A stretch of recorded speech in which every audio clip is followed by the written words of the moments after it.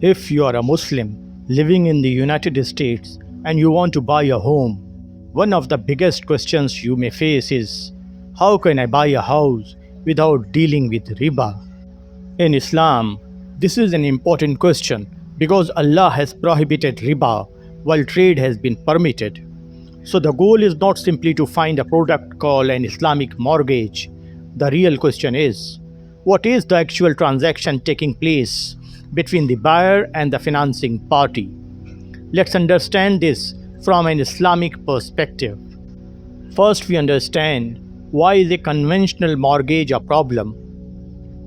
In a conventional mortgage, a financial institution gives you a loan of money.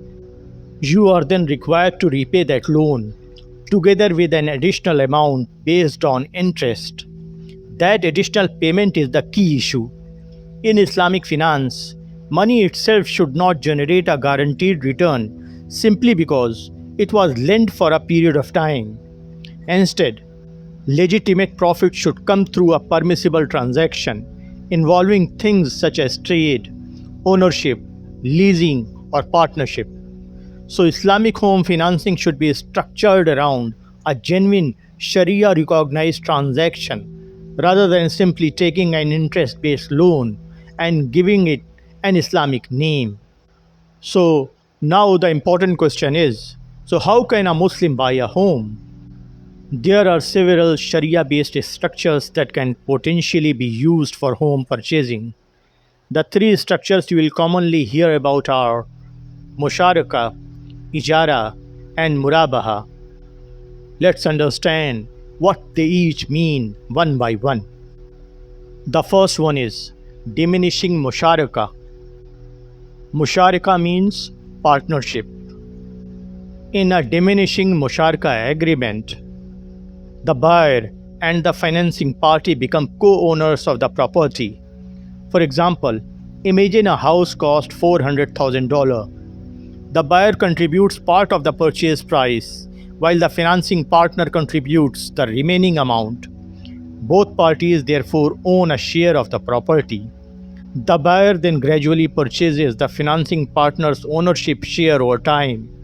At the same time, if the buyer is using the financing partner's portion of the property, there can be a payment for the usage. As the buyer purchases more shares, the financing partner's ownership decreases and the buyer's ownership increases. Eventually, the buyer can become the sole owner. This is fundamentally different from a simple loan because the arrangement is based on ownership and partnership is an actual asset. However, the exact contract must still satisfy the relevant Sharia conditions. The second structure is Ijara. Ijara is essentially a lease. In a genuine Ijara arrangement, the financing party owns the asset and leases its use to the customer. The customer makes agreed rental payments for the use of the property. Depending on the structure, ownership can later be transferred to the customer through a separate arrangement. An important Islamic principle here is that the owner should bear the responsibilities and risk associated with the ownership that cannot simply be transferred to the tenant. Therefore, you should not look only at the word ijara. You need to understand who owns the property, who bears ownership related risks, who is responsible for major expenses, how and when does ownership transfer. These details matter. The third structure is Murabaha. Murabaha is a sale transaction. The seller first acquires the asset and then sells it to the buyer for an agreed price that includes a known profit. For example, if a property is acquired for a particular price, then seller and buyer can agree on a higher total sale price. That final sale price is known to both parties. The buyer can then pay that agreed amount according to the payment schedule established in the contract. The important distinction is that this is structured as a sale, not as a loan where interest is charged on money that was lent. But again, the transaction must actually satisfy the conditions of a valid murabaha.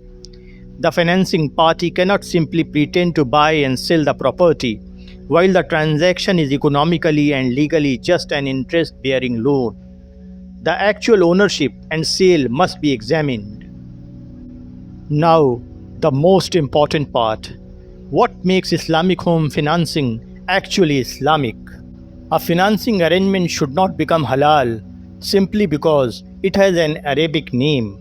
The underlying contract matters. You should understand: what contract are you entering? Who owns the property? Is there a genuine sale, lease, or partnership? Who bears ownership risk? How is the profit or rent determined? What happens if you default? What happens if you sell the property? What happens if you pay early? Are there penalties or additional charges that create Sharia concerns?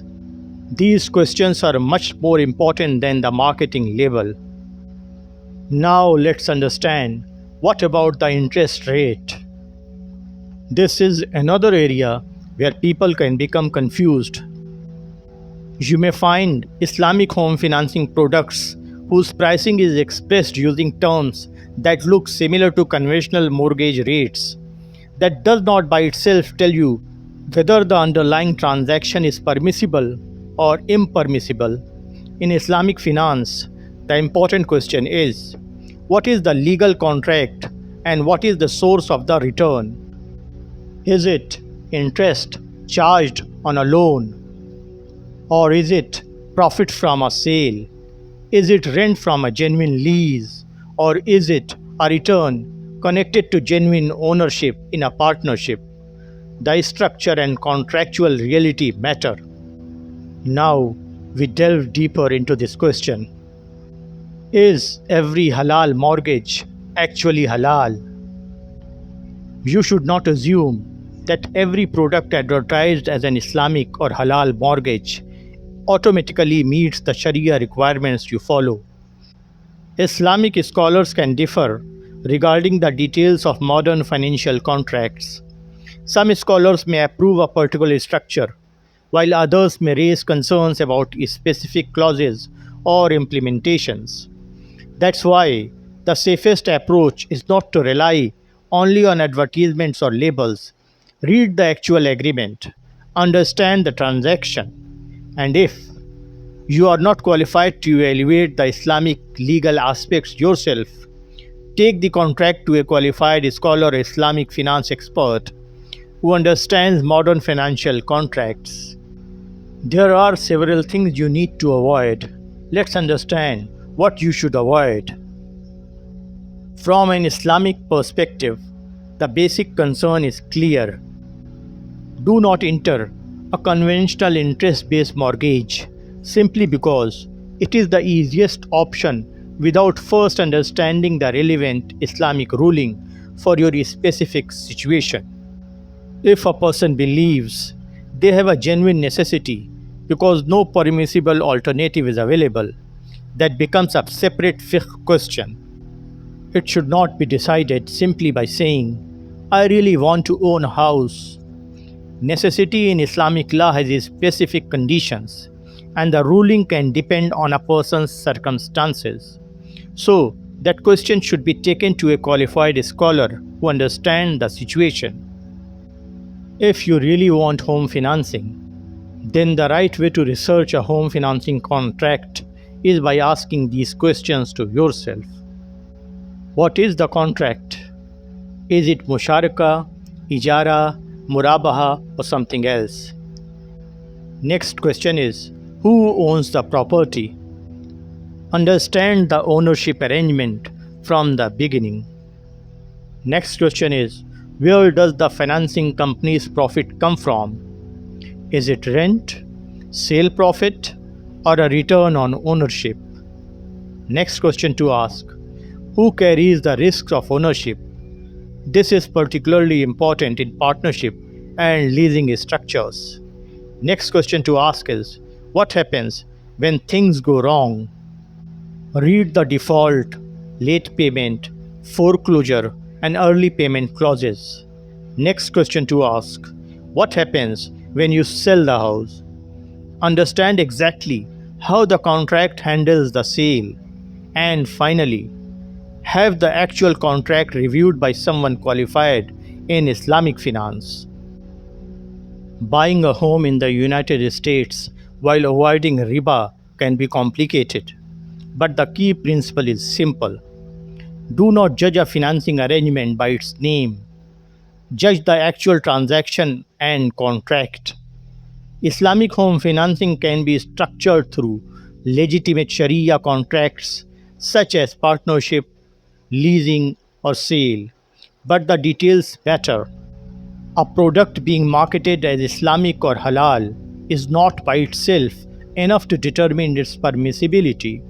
So, before signing a long term home financing agreement, understand the contract, understand who owns that, understand where the profit comes from, and if you are unsure about the Sharia aspects, consult a qualified Islamic scholar or Islamic finance specialist. This video is for educational purposes and it is not a personal fatwa, financial recommendation, or legal advice. May Allah guide us to what is halal, protect us from riba, and put barakah in our wealth and our homes. Ameen. Thanks for watching.